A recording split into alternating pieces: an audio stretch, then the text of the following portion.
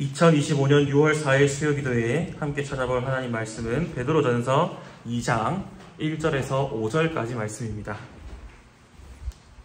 베드로전서 2장 1절에서 5절까지 신약 378쪽쯤에 있습니다.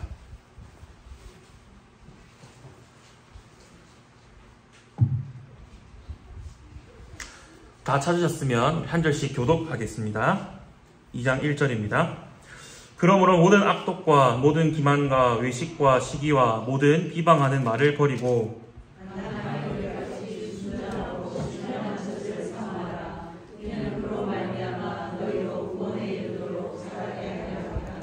너희가 주의 인자하심을 맛보았으면 그리하라.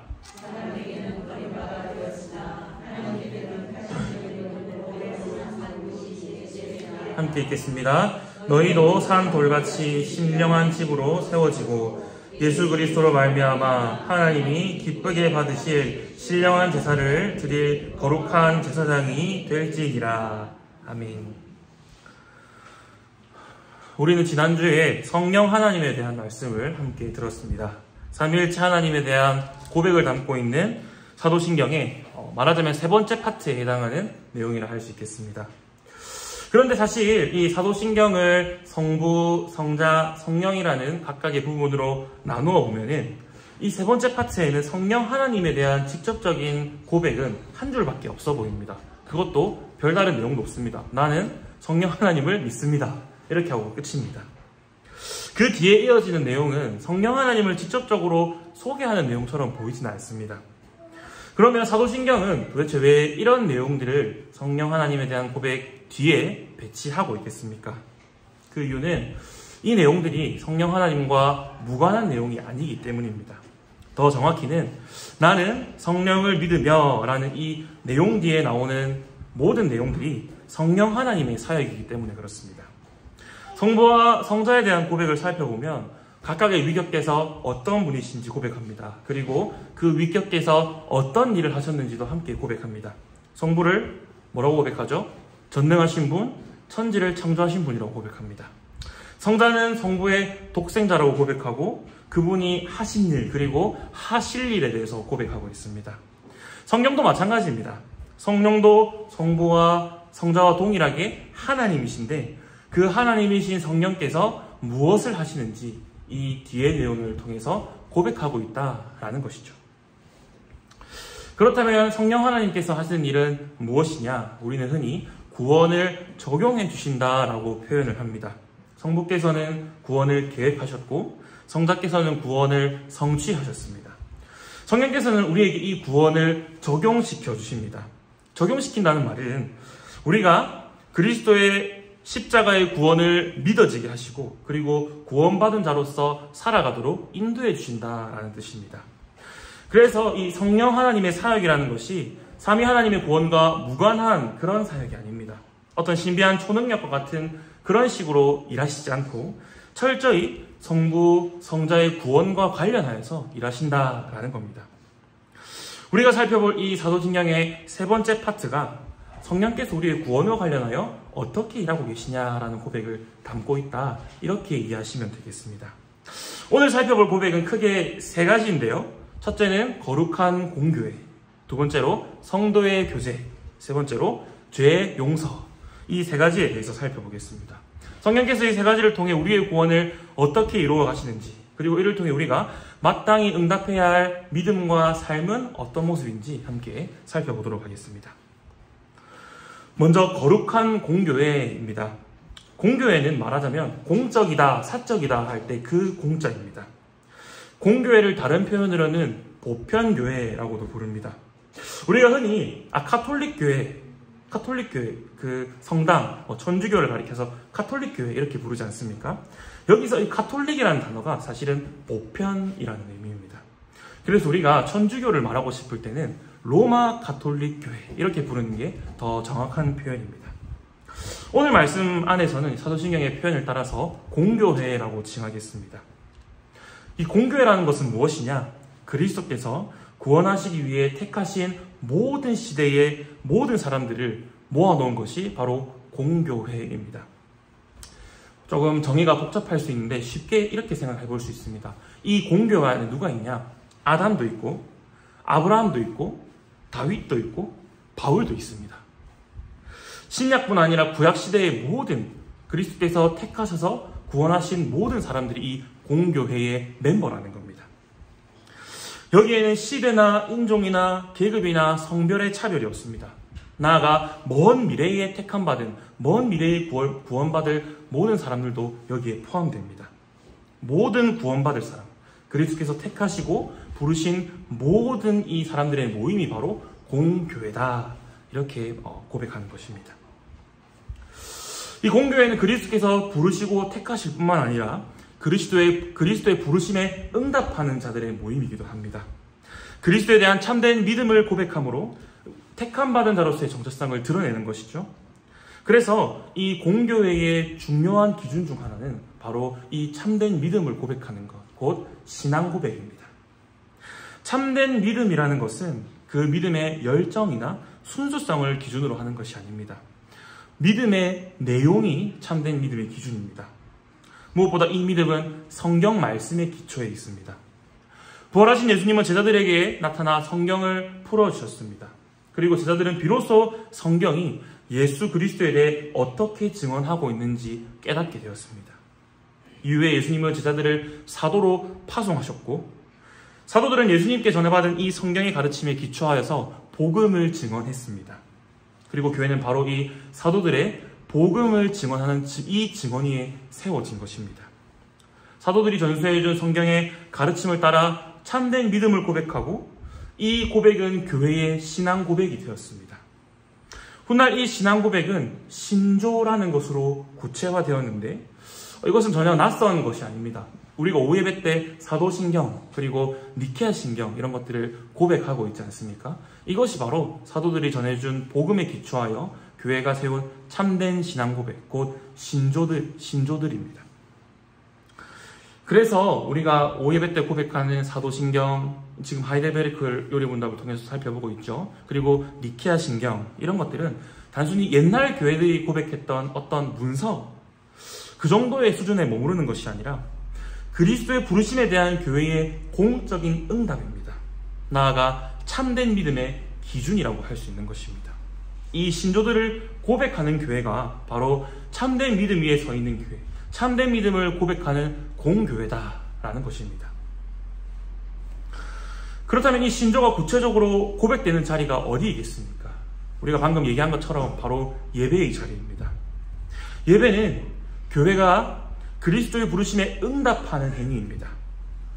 예배는 우리가 시간과 장소를 약속해서 모이기로 했기 때문에 모여서 예배를 드리는 것이 아니라 그리스도께서 불러주셨기 때문에 드릴 수 있는 것입니다.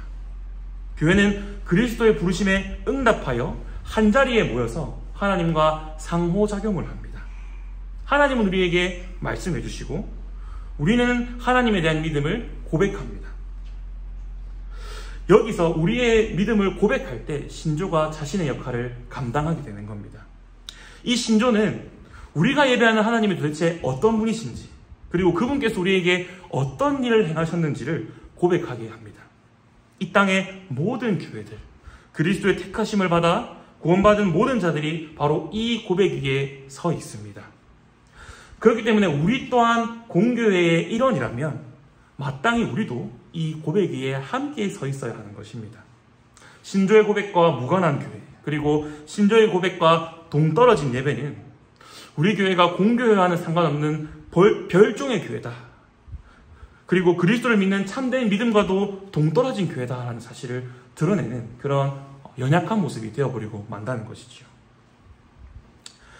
그렇다면 이 신조 위에 서 있는 교회, 그리고 공교회의 일원으로서 여김받는 교회는 어떤 모습으로 서 있어야 하겠습니까? 단순히 사도신경과 니케아 신경을 열심히 공부하고 잘 암송하고 매주 예배 때마다 큰 목소리로 따라 읽으면 이 교회는 공교회다, 이렇게 말할 수 있겠습니까? 물론 그것으로 충분하지 않습니다.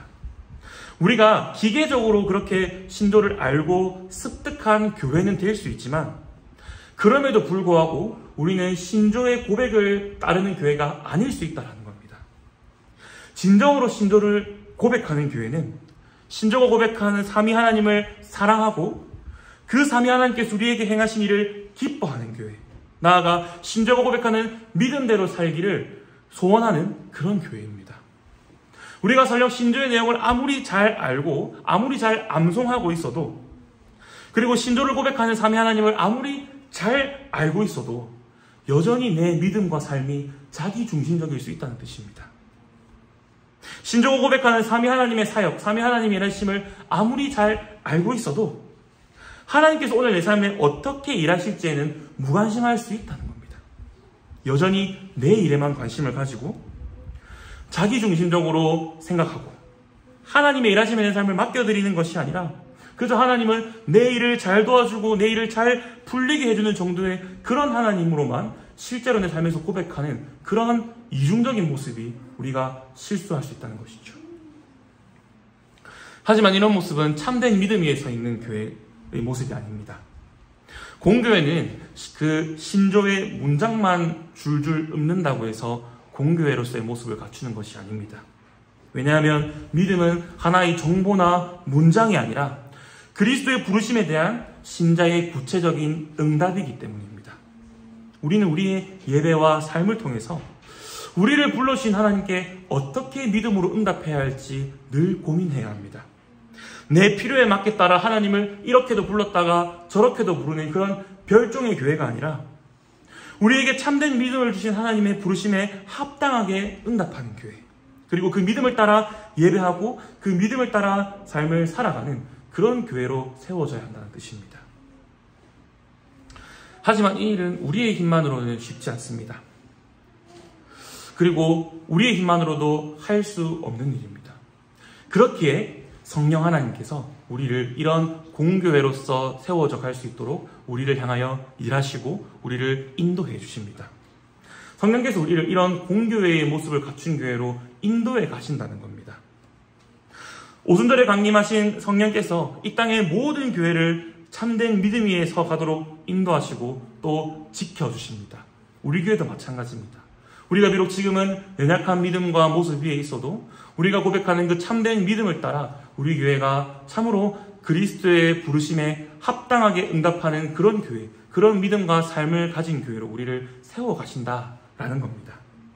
우리는 바로 이 성령 하나님의 인도하심을 따라 갈 때에 진정한 공교회의 일원으로서 우뚝 설 수 있습니다. 우리 세연약교회도 이런 성령의 인도하심을 따라 당당한 공교회의 일원으로서 우뚝 설 수 있는 교회가 되기를 소망합니다. 이 내용을 잘 담고 있는 것이 바로 54문입니다. 우리 54문 함께 묻고 답하겠습니다. 54문.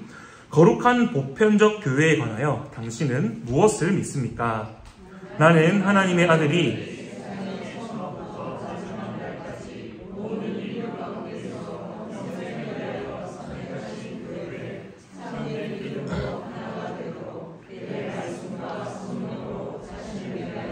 불러모으고 보호하고 보존하심을 믿습니다.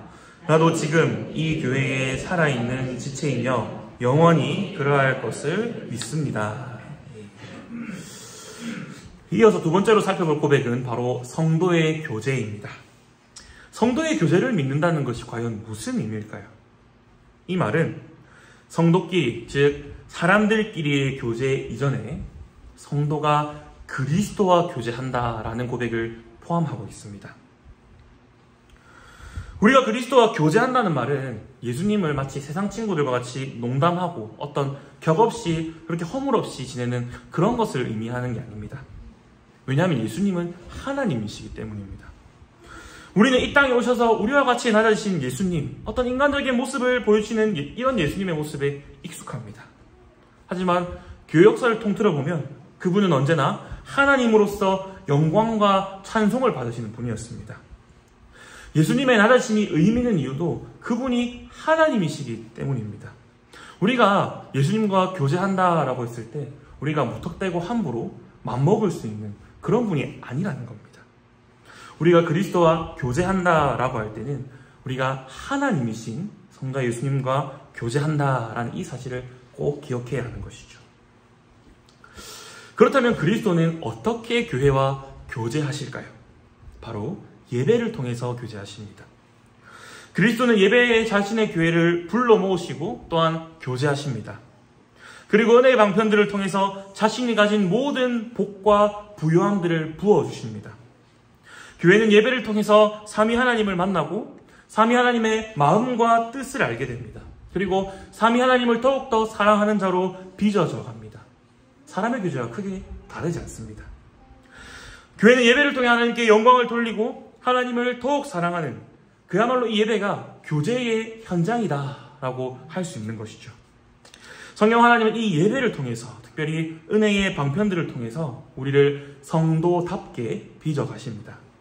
우리는 이미 성도로 부름받았지만 이 방편들이 우리를 더욱더 성도답게, 성도스럽게 만들어 간다라는 겁니다. 그렇기 때문에 우리가 말하는 성도의 교제라는 것도 바로 여기서 시작합니다. 성도끼리의 교제가 의미 있는 이유는 성도가 그리스도와 교제하는 자이기 때문입니다. 그래서 성도의 교제는 우선적으로 우리가 그리스도와 교제하고 있을 때, 우리가 그리스도 안에 있을 때 의미가 있습니다. 그리스도 안에 있다는 말은 그리스도께서 택하시고 부른 공교회 안에 있다는 뜻입니다. 그렇기 때문에 적어도 사도신경이 말하고 있는 성도의 교제는 앞서 고백한 거룩한 공교회, 바로 이 거룩한 공교회 안에서 이루어지는 교제입니다. 그리스도와 무관하게, 공교회와 무관하게, 그리고 예배와 무관하게 이루어지는 교제는 적어도 사도신경이 고백하고 있는 성도의 교제는 아니다라는 겁니다. 우리는 무엇보다 그리스도의 부르심, 그리고 그리스도가 부어주시는 복과 부요함 안에서 교제해야 합니다. 택함받고 부름받은 공교회의 일원으로서 교제해야 합니다. 또한 삼위 하나님께 예배하는 예배 공동체의 일원으로서 교제해야 합니다. 왜냐하면 그것이 바로 성도의 교제이기 때문입니다. 우리가 말씀 안에서 한 마음으로 설 수 있어야 합니다. 서로 말씀을 나누고 말씀 앞에 비추어진 자신의 영혼과 삶을 나누고 서로가 말씀 위에 서갈 수 있도록 격려해야 합니다. 마을 모임에서 가족들끼리 있는 시간 가운데서 우리가 말씀 나눔을 해야 한다. 이것이 그냥 설교 감상평을 나누라는 그 정도의 수준이 아닌 것이죠. 말씀대로 살기 위해 성도답게, 성도스럽게 살기 위해서 우리가 어떻게 서로 동력할 수 있을지 함께 기도하고 고민하자. 바로 이런 뜻이라는 겁니다. 이 일은 불신자와는 할 수 없는 일입니다. 오직 성도들끼리만, 교회 안에서만 할 수 있는 일입니다. 단순히 말씀에 대한 내용뿐만 아니라 우리 삶의 구체적인 부분과 분야들에 대해서도 함께 나누고 교제할 수 있어야 합니다. 직장 이야기, 건강 이야기, 돈과 관련된 이야기, 정치 이야기, 자녀에 대한 내용, 육아, 교육, 혼사, 가정의 여러 형편들, 우리를 둘러싸고 있는 수많은 삶의 구체적인 정황들을 어떻게 하면 성도답게, 어떻게 하면 성도스럽게 살 수 있을지 함께 고민하고 독려하고 동력해야 한다. 그것이 바로 성도의 교제다라는 겁니다. 그런데 만약 이 성도의 교제가 불신자들의 교제와 전혀 다를 바가 없다면 어떻겠습니까? 그리스도와 교제하여 복과 부요함을 받았다고 말하는 그 무리들이 그들 간의 교제 속에서 나타나지 않는다면 우리가 과연 그리스도로부터 그런 은혜들을 받았다고 자부할 수 있겠습니까? 일전에 대학생 때 그리고 청년 시절 때 주변에 수많은 신실한 기독 청년들이 있었습니다. 이들은 교회와 또 자기들이 몸담고 있는 선교단체에서 너무나도 열심으로 신실함으로 섬기던 자들이었습니다.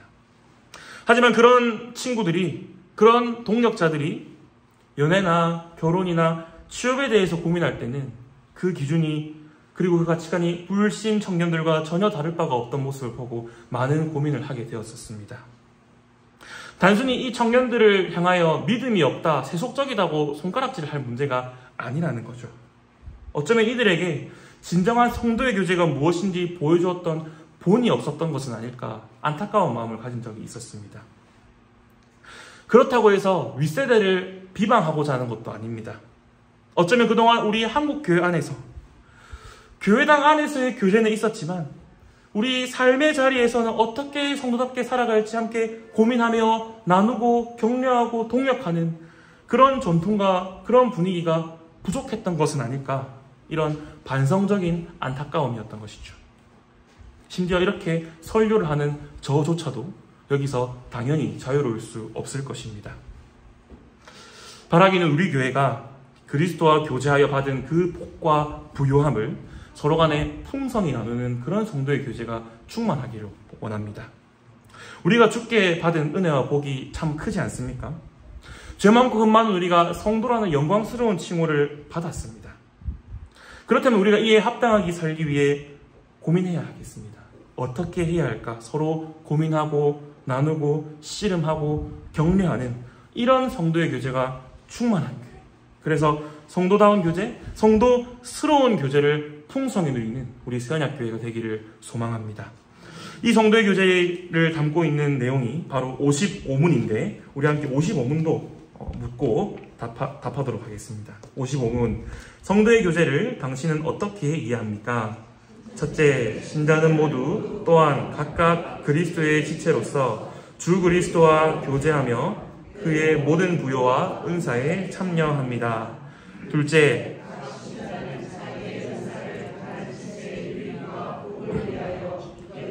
그리고 즐거이 사용할 의무가 있습니다. 아멘. 이어서 마지막으로 세 번째 고백은 죄사함에 대한 내용입니다. 앞서 성도의 교제가 공교회 안에서 이루어진다고 했는데 성도의 교제도 마찬가지입니다. 기본적으로 교회는 그리스도께서 부르셔서 죄를 용서한 자들의 모임입니다. 비록 우리가 아직 죄인이었을 때의 그리스도께서 우리를 위하여 죽으셨지만 그렇기 때문에 그리스도 안에서 모인 이 교회는 죄를 용서받은 자들의 모임입니다. 그런데 이 죄 용서라는 것이 그리스도가 아니라 우리의 시점에서는 조금 다른 방식으로 나타나게 됩니다. 우리의 시점에서 우리의 죄사함을 위해 주도적으로 일하시는 분은 바로 성령 하나님이십니다. 성령께서 우리로 하여금 죄를 용서받도록 여러 방법과 과정으로 우리를 인도해 주신다는 겁니다.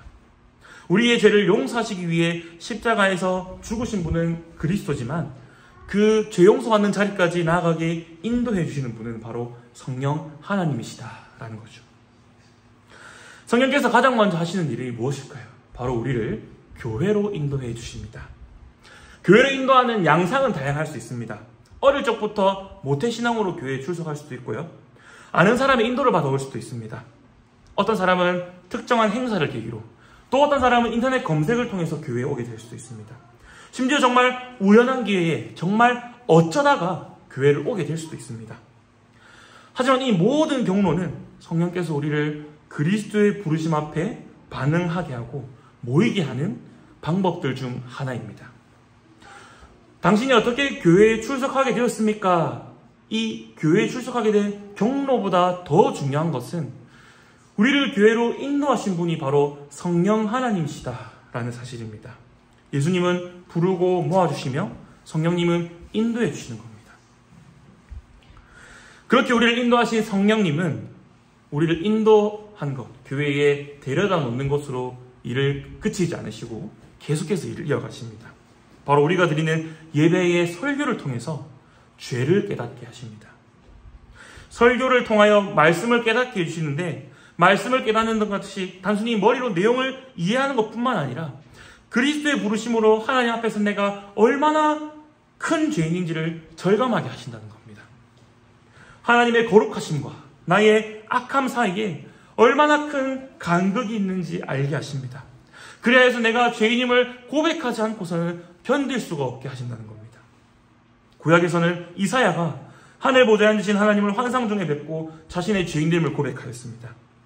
예수님의 말씀에 순종하여 그물을 내린 베드로는 주님 앞에 엎드려서 주여 나를 떠나소서 나는 죄인이로소이다 이렇게 고백했습니다. 그리고 베드로가 오순절에 설교를 한 후에 설교를 듣던 자들이 마음에 찔려서 우리가 어찌할꼬 라고 하며 자신의 죄인됨을 고백했습니다. 이처럼 성령께서는 우리를 교회로 인도하시고 이제 복음의 설교를 통하여서 우리의 죄를 깨닫게 하십니다.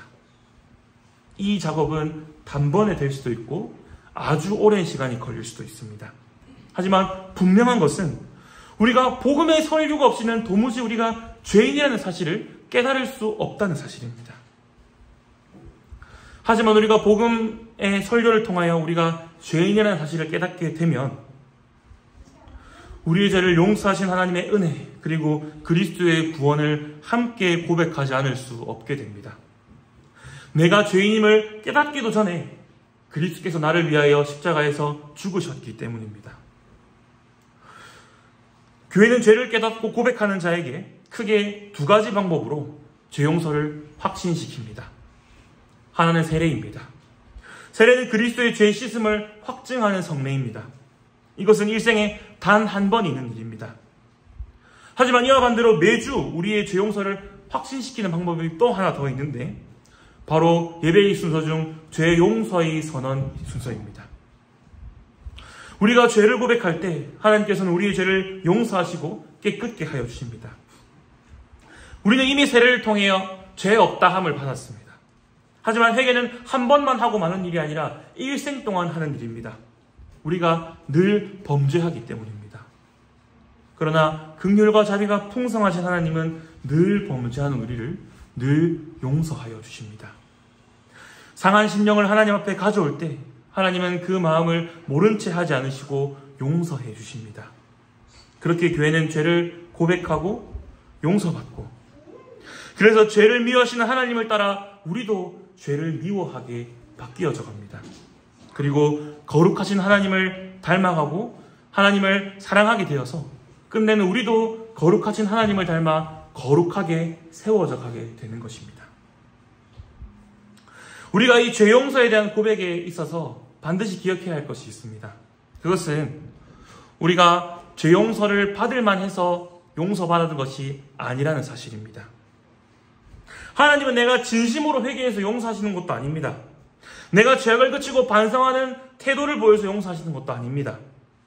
왜냐하면 우리는 그렇게 회개하고 나서 돌아서면 또 범죄하는 위선적인 자들이기 때문입니다. 우리는 여전히 범죄합니다. 우리는 전혀 용서받을 만한 존재가 아닙니다. 하지만 그리스도께서 우리를 대신하여 죽으셨기에 우리는 용서받습니다. 우리가 바로 이 사실에 대한 확신이 있어야 하는 것이죠. 교회의 거룩함도 마찬가지입니다. 우리가 맨 첫 번째 내용, 거룩한 공교회에 대해서 살펴보았습니다. 우리가 정말 거룩합니까? 아닙니다. 우리는 거룩하지 않습니다. 죄 용서 받았으면 이제 거룩하게 살아야 하는데 전혀 그렇게 살지 못합니다. 그럼에도 불구하고 우리는 거룩한 공교회라고 고백하고 있습니다. 그 이유는 지금 우리가 완벽해서가 아니라 우리를 부르신 그리스도께서 거룩하시기 때문입니다. 그리고 우리를 부르신 그리스도께서 우리 또한 자신과 같이 거룩하게 빚어가시고 세워가실 것이기 때문에 거룩한 공교회라고 고백하는 것이죠. 우리가 이 사실을 믿고 고백한다면 우리는 가장 먼저 우리의 죄 용서에 대해 확신할 수 있어야 합니다. 아담이 그랬고 가인이 그랬고 다윗이 그랬던 것처럼 범죄한 사람은 본능적으로 하나님 앞에서 피하려고 합니다. 두렵고 부끄럽기 때문이죠. 그러나 그리스도로 인하여 죄 용서받은 교회는 하나님 앞에 담대히 설 수 있습니다. 우리가 그리스도 안에서 용서받았기 때문입니다.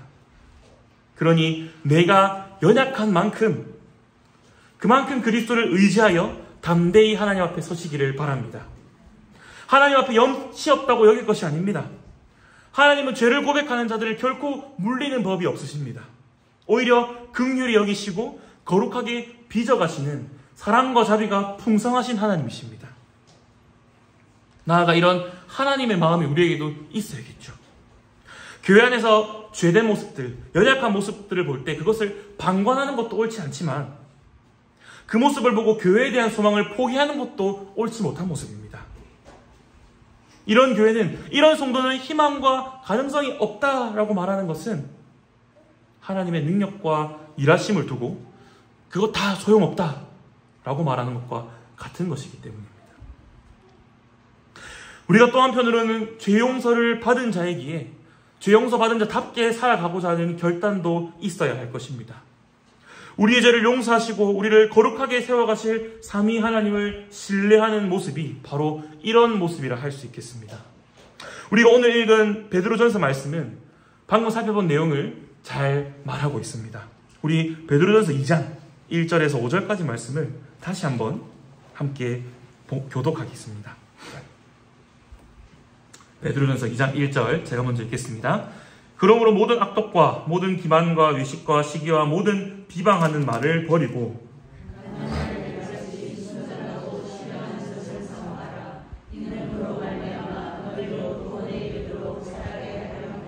너희가 주의 인자하심을 맛보았으면 그리하라.